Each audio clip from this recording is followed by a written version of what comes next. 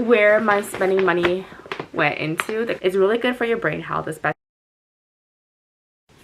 Hello everybody, welcome to my channel. If you're new here, my name is Yvonne, and today we're gonna do a little bit of a budget update video for you guys in December. And I just felt like yapping today. I did not script or plan anything, so this video might just be me rambling, but I felt like why not just turn on the camera because it's mid-month, and I thought why not show you guys where my progress is at in my budgeting journey.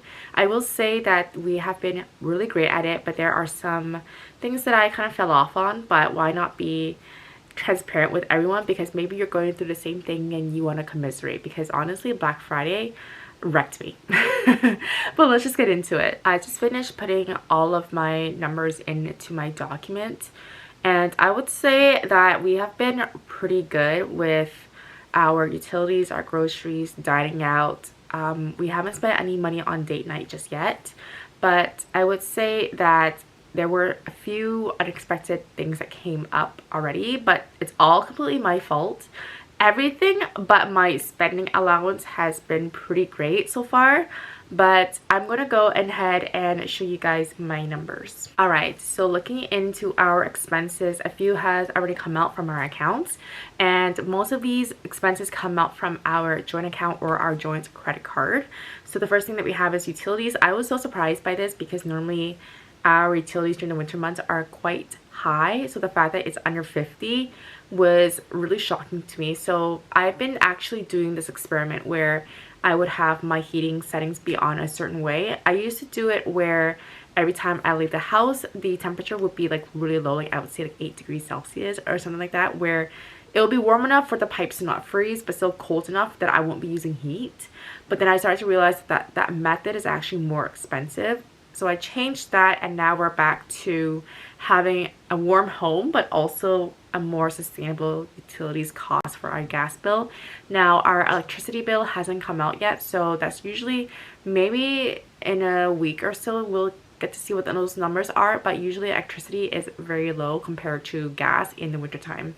Groceries, we've been doing it really great with it because we actually got some coupons for food delivery from my partner's workplace, so we were able to save a little bit of money on that. Plus he has been treating us out around like 1 or 2 times already, so we haven't really put much of a dent into our grocery budgets or even our dining out budget just yet.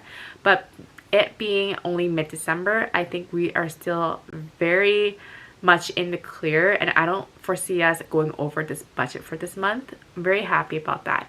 Home, I actually overestimated how much money I put into this budget. I thought we had 25, but really we only had 20,000 Korean won. And the reason why we went over budget was because I bought some stuff because things were on sale. We bought a Scrub Daddy, which is my first time ever seeing it in person and using it. We also got some lotion. My partner, he does kind of suffer from atopia or like eczema on the fingers, and then I just use lotion for everywhere else, and that was a household expense for us, so I spent money on that. For cats, we spent money on kibbles. Now we buy a big bag of kibbles every other month, so this month just happened to be the month that we needed more kibbles, so that's where the money came from. And then for dining out, I think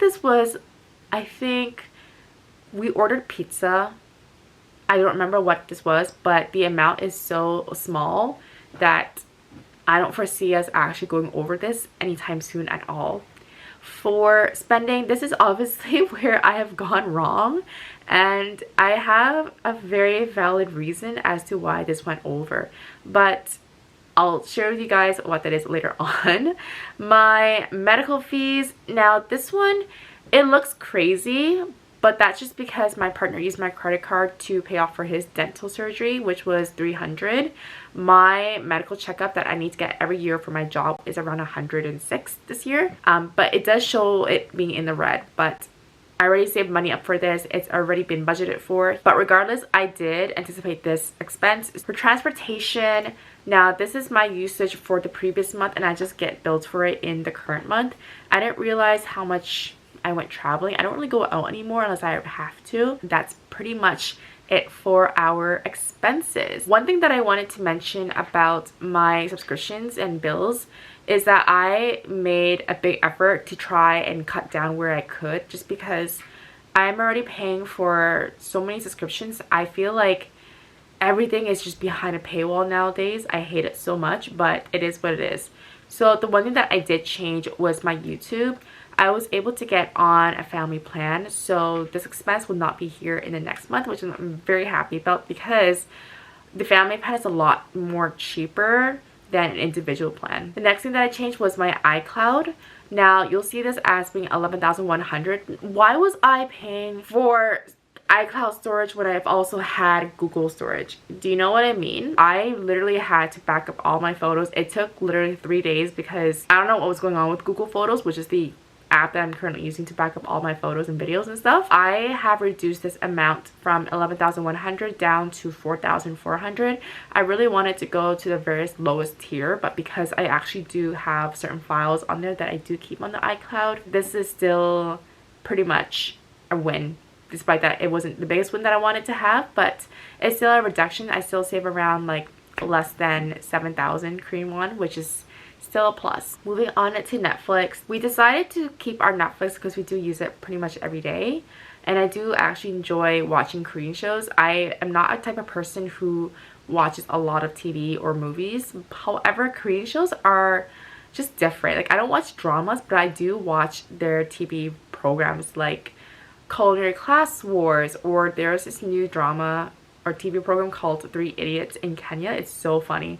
So we decided to keep it.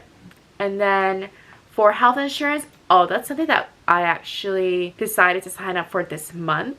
We all have basic health insurance here in Korea. My workplace pays for half and I pay for the other half, but this is insurance on top of that. So this one covers like any specific doctor's visits, anytime you get cancer, anything that happens to your heart or your brain. It's nice to have and pay for it now, because for how insurance works here, when you sign up for private health insurance, it's better for you to sign up as early as you can. This is actually quite low. A lot of people, they do spend double this amount. My broker worked with me on my budget, so we got it down to this amount at 42,740. Another thing that I wanted to mention was that my partner and I get paid on 2 different days. So I get paid on the 25th, but he gets paid on the 5th, which means that there is around a week and a half gap between our paychecks. And how I do it is that the way that I separate our salaries is my salary gets used for our family expenses. His salary gets used for the savings, because I do budget on a month-to-month basis as opposed to paycheck to paycheck, which means that I budget on the 1st of the month. That's when the new budget starts. And then the last day of the budget is the last day of the month, whether that be the 28th, 30th, or the 31st, depending on the month that you're looking at. Because I get paid technically before he does, it just made more sense for me to organize my money into our joint account and use that money as our main family expenses driver, I guess you can say.